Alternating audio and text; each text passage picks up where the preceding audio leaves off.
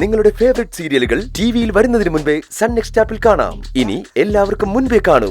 ഇപ്പോൾ തന്നെ sun next app download ചെയ്ത് സബ്സ്ക്രൈബ് ചെയ്യൂ. വെച്ച് ഏറ്റവും വലിയ ശിക്ഷ തന്നെ ഞാൻ അവന് കൊടുക്കും. ഞാൻ നടപ്പാക്കും അത്. അങ്ങനെയൊന്നും മോളിപ്പോ ചിന്തിക്കണ്ട. അവന്റെ ഭാവി നിയമം നോക്കിക്കോളും. ഒരുപാട് പേരെ കൊന്ന ഒരുത്തന് എന്തായാലും തൂക്കുകയറ് തന്നെ കിട്ടും. അത് ശരിയായിടത്തെ. അവൻ മരിക്കണം, അത്രയല്ലേ നമുക്ക് വേണ്ടൂ. അതിനുള്ള വഴി സിദ്ധുവേട്ടൻ ചെയ്തോളൂ. അവനെ പോലെ ഒരു ക്രിമിനലിന് വേണ്ടി ഏട്ടത്തിയുടെ ജീവിതം ഒന്നും കളയാൻ നിൽക്കണ്ട. ഏട്ടത്തിയെ ഞങ്ങൾക്ക് വേണം. നല്ലൊരു ജീവിതം ഏട്ടത്തിയെ കാത്തിരിപ്പുണ്ട്. സുധേട്ടനില്ലാതെ എന്താ ജീവിതം നിർത്തിയ എനിക്ക്? എന്നെ ഇപ്പോ നീ പറഞ്ഞ ഭാവിയൊന്നും എന്നെ ഒട്ടും പ്രലോഭിപ്പിക്കുന്നില്ല. സുധേട്ടനെ എന്നിന്ന് പറിച്ചെടുത്തവൻ അർഹമായ ശിക്ഷ വാങ്ങിക്കൊടുക്കേണ്ടത് എന്റെ കടമയാണ്. അതേ ഉള്ളു മനസ്സിൽ.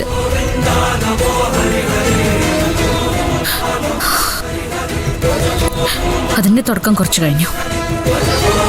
ഇനി എനിക്ക് വലിയ മോഹങ്ങളൊന്നുമില്ല.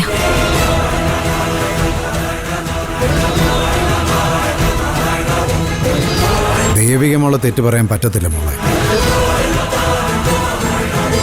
ഓടസ്ഥാനത്ത് ആരായാലും ഇങ്ങനെ ചിന്തിക്കൂ.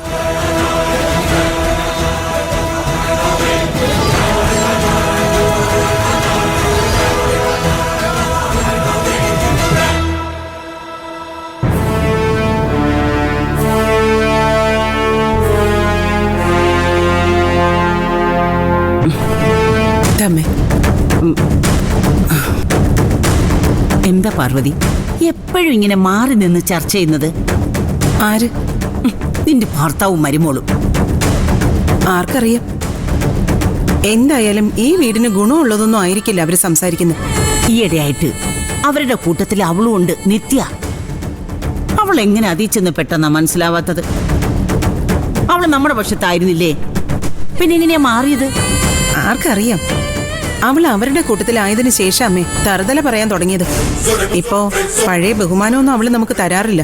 ശരത്തിനോടുമില്ല പഴയ സ്നേഹം. എന്നവൻ പറഞ്ഞു? പറഞ്ഞു. കഷ്ടം. ഇങ്ങനെ പോയാൽ ഇത് എവിടെ ചെന്ന് അവസാനിക്കും? കല്യാണം മുടങ്ങുമെന്ന് അമ്മേ എന്റെ പേടി. അത് മുടങ്ങരുത്. വേറെ എന്ത് സംഭവിച്ചാലും എനിക്കൊന്നുമില്ല. അതെ, നിത്യയെ ശരത്തിന് ഇഷ്ടം. അതുകൊണ്ട് അത്ര പെട്ടെന്നൊന്നും അവൻ കല്യാണത്തിൽ നിന്ന് ഒഴിയാൻ സാധ്യതയില്ല. പിന്നെ മനുഷ്യന്റെ കാര്യമല്ലേ, ഇപ്പോഴത്തെ സ്വഭാവം അല്ല. പിന്നെ അതുകൊണ്ടൊരു ഉറപ്പ് പറയാനും പറ്റത്തില്ല. എനിക്ക് ശരത്തിനെ അല്ല അമ്മേ പേടി, മനോഹരേട്ടനെയും ദേവികയോ. അവര് രണ്ടുപേരും കുരുക്ക് മുഴുവൻ ഉണ്ടാക്കുന്നത്. അമ്മയെ അടിച്ചിറക്കിയാൽ മതിയായിരുന്നു. എങ്കിൽ ഇന്നിങ്ങനെ സങ്കടപ്പെടേണ്ടി വരില്ലായിരുന്നല്ലോ. ഈ വീട്ടിലെ ആണൊരാളുള്ളത് കൊള്ളാഞ്ഞിട്ടല്ലേ? മനോഹരൻ എന്തിനാ അവള് പറയുന്ന കേൾക്കാൻ പോകുന്നേ? എടി, അതാടി അവളുടെ ബലം.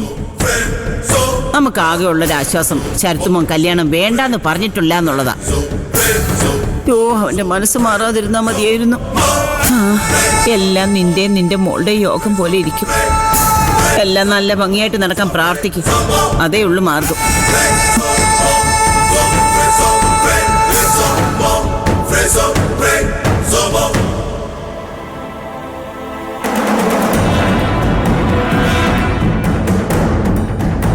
ആ, എത്തിയോ? ഞാൻ വിചാരിച്ചു നീ മകൻ്റെ കൂടെ പോകുമായിരിക്കുമെന്ന്. എന്താ പോകാതിരുന്നത്? അതിന് എന്റെ വീട് ഇതല്ലേ, ഇവിടെയല്ലേ ഞാൻ താമസിച്ചിരുന്നേ. അപ്പോ ഇങ്ങോട്ട് തന്നെയല്ലേ വരേണ്ടത്. എന്നാലും മക്കൾക്ക് സുഖമില്ലാതെ വരുമ്പോൾ അമ്മമാർ കൂടെ നിന്ന് ശുശ്രൂഷിക്കില്ലേ? അതല്ലേ അതിൻ്റെ ഒരു രീതി. വേണമെന്ന് എനിക്കും ഉണ്ടായിരുന്നു. അവനെ സമ്മതിച്ചില്ല, നിരഞ്ജനെ സമ്മതിച്ചില്ല. തന്നെയല്ല, എനിക്കിപ്പോ ഈ വീടുമായിട്ടുള്ള ബന്ധം കൂടിയല്ലോ. അതെങ്ങനെ?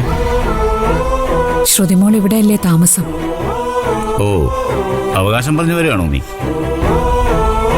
നാളെ ഇതുപോലെ അവകാശം പറഞ്ഞ് അവനും വരുമോ നിന്റെ മകൻ? എന്തിനാ ഏട്ടാ വെറുതെ ആവശ്യമില്ലാത്ത കാര്യങ്ങൾ സംസാരിക്കുന്നേ?